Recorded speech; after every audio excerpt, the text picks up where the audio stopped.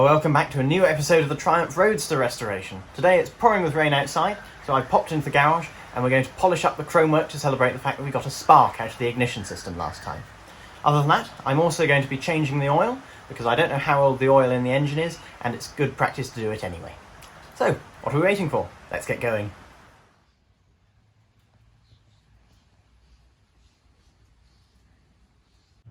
So the next thing I'd like to do today is the chromework on the car. A lot of it's alright, it's just a bit pitted, but the bumpers and other places where the rust has just gone straight through, they'll clearly have to be re-chromed. So I've got some chrome polish here and a cloth, and I'm going to see what a little bit of rubbing can do and which bits can be brought back to a nice shine. Now, after a bit of polishing, this little side light does look an awful lot better, but it's still quite pitted, and I don't think there's anything we can do with that other than having it re-chromed. So that'll do for the meantime anyway. Now I'll get on with the rest of it.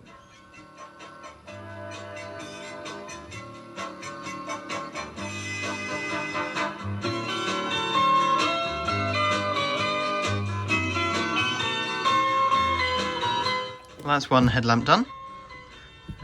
And there's the other one for comparison, so I don't think that's a bad result. I'll move on to the horn next.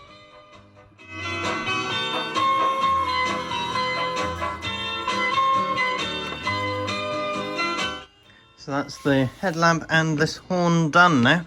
I'm very pleased with how the horn turned out actually. It's much better than I expected.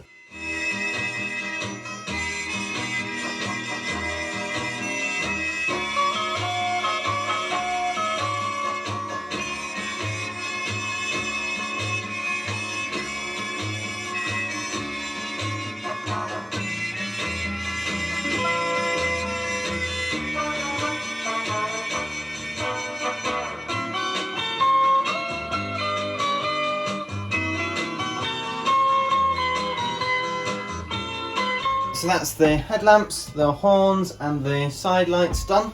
Now all I need to do is the grille. I've tested it down here before I started doing it all actually, and it looked fine, so I didn't worry that it was going to hurt the chrome at all. A lot of it will need re-chroming anyway, eventually. Here we go.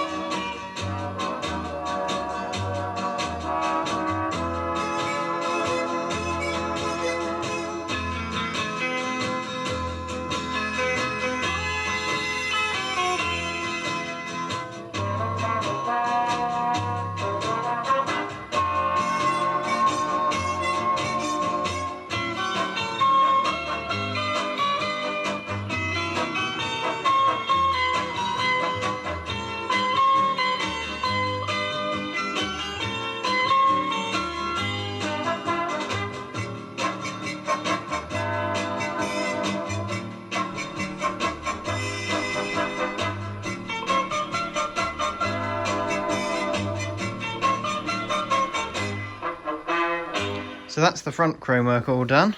It does look an awful lot better than it did, but it's still not perfect, and you can see a lot of pitting on it when you get up close.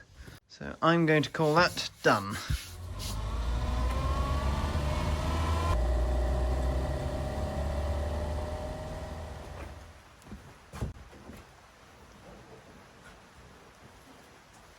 The next job on the list then is the engine oil.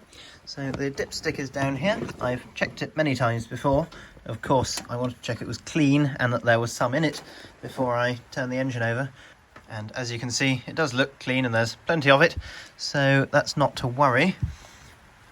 But I will be changing it anyway because I don't know how old it is and it could have separated out, which is my main concern. The other dipstick over here is the gearbox oil, which just comes out like that, but there's absolutely nothing on there. That's clean as a whistle, so I assume that there isn't any in the gearbox, which is slightly worrying, but if it hasn't been driven, then it shouldn't be a problem, and I'll drain what is in there. I assume that there must be something at the bottom out and fill it up anyway. So let's have a look under the car and see where the drain plug is. Now, onto the engine oil. Let's look under here. Here's an axle stand, in case you're wondering, of which there are many supporting the car. And there's the sump drain plug. That looks like a standard size. There's the oil filter. So now I'm going to try and find the right ring spanner to get that plug out. I have once more descended below decks, this time with the correct spanner. It's a 3/4 inch ring spanner. Ow! And this is the sump you're looking from the rear of the car towards the front, out the doors of the garage. So if I put that on there, you'll see I've also got my drain tub. So here's the plug, and just looking for the gearbox one as well. It might be... that's a good question where that one is. I'm not sure, I'll have to have a look. Anyway, I'll get on with this one first. Like that. Gosh, it's actually quite loose.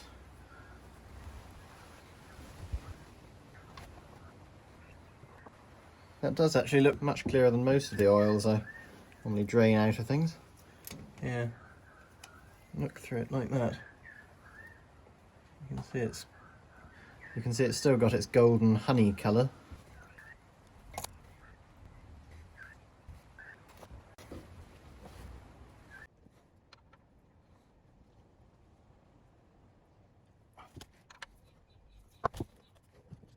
Well, looking at the oil, doesn't seem like it's separated out too much, and it doesn't have a load of mess in it. That leaf was in there before, I assume. If there was a leaf in the engine, I'd be very worried. But it's this strange green colour. I don't think that's too much to worry about. I think it's just old.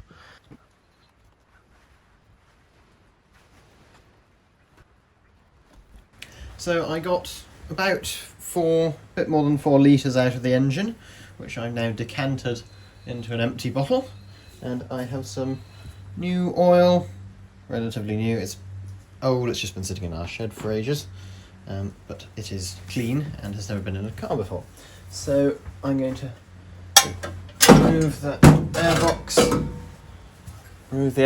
because this is all loose, and if I don't take it off, all the oil will just come out under the rocker cover. So remove those. And now I've put the sump plug back in, I'll just put in the new oil.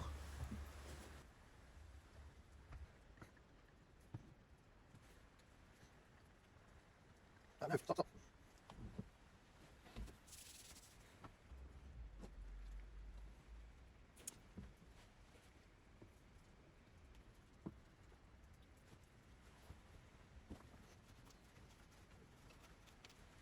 So that's about 4 litres put in now. I'll check the dipstick, and that's not showing very much yet, but I assume it'll have to work its way down. So what I'm going to do while it does that is I'm going to try and take the plug out of the gearbox and drain any oil out of that.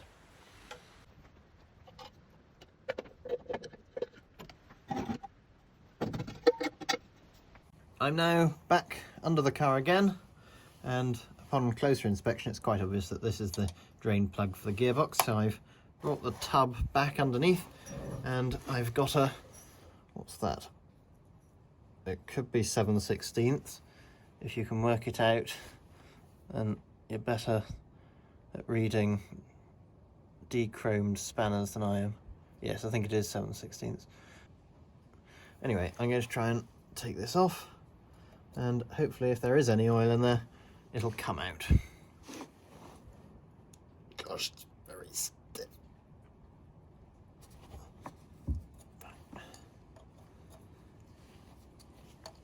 The other one came out so easily, I'm surprised.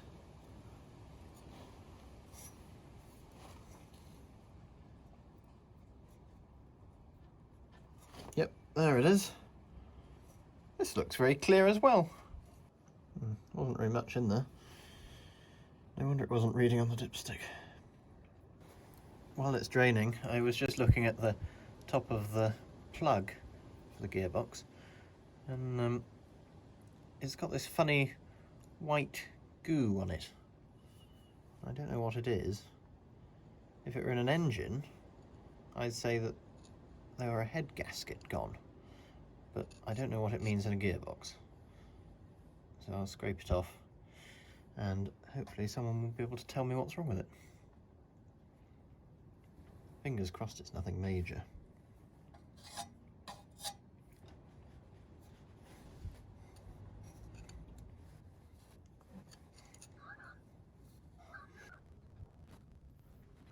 Well, I've just been checking the manual, and it has informed me that the gearbox takes 2 pints of SAE 50, which I don't have. The oil I do have is 20 W50, so it probably be alright, but I'd rather get some better stuff to put in, to be honest, because it's a bit strange having that white sludge at the bottom. The manual also told me, however, that the engine does not take 4 litres, it takes 14 pints, which seems a huge quantity of oil. Luckily, I do have a bit more, but I doubt I've got 14 pints, so I'll put in all I've got and we'll see how far it comes up the dipstick.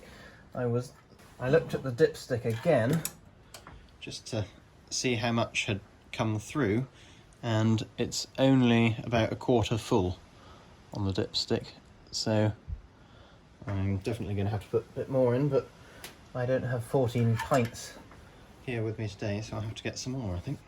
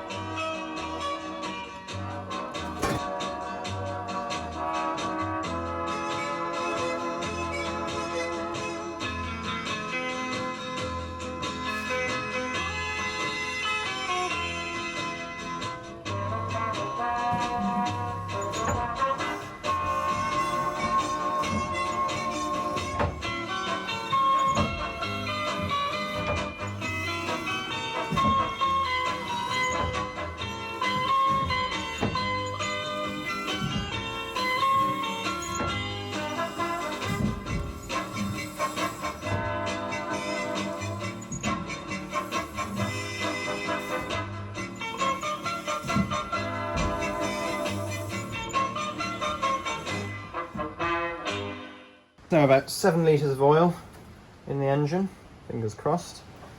So hopefully that will be enough to show up properly on the dipstick. It also means that I've run out of oil to put in the gearbox, but that's alright, that'll just have to wait for another day.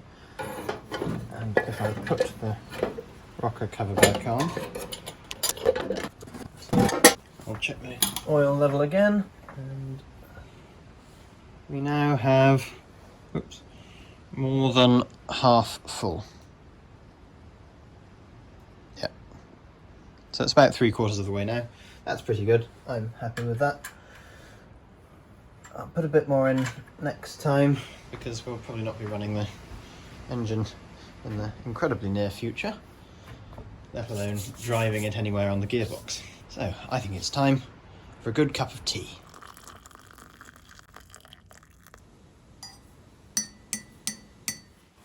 Well, that's about all we've got time for today, but I hope you've enjoyed this slightly quicker episode nonetheless. We've managed to polish up the chromework, which has come up beautifully, I must say, as you can tell. I'm especially proud of the little horns down the front. They look really splendid. Other than that, we've also managed to change the oil in the engine, mostly.